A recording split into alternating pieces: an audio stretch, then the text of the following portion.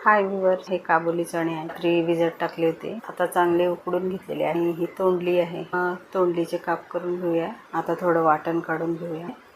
लसूण, हिरवी मिरची, कोथिंबीर टाकून घेतलेली आहे. त्यानंतर अद्रकचे तुकडे बारीक तुकडे करून टाकायचे. टोमॅटो, भाजलेल्या खोबऱ्याचे काप करून वाटण मिक्सरमध्ये करून घेतलेलं आहे. आता हे पाणी वेगळे चणे काढून घ्यायचे आहे.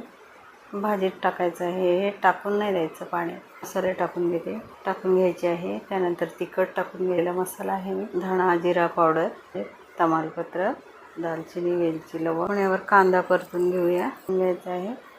ते खोबरं घ्यायचं पाहिजे. त्याला मीठ, पाणी काढून ठेवलं होतं आणि ते आपण आणि 2 शिट्ट्या होईपर्यंत आपली भाजी छान लागते. करून बघा, लाईक करा, शेअर करा.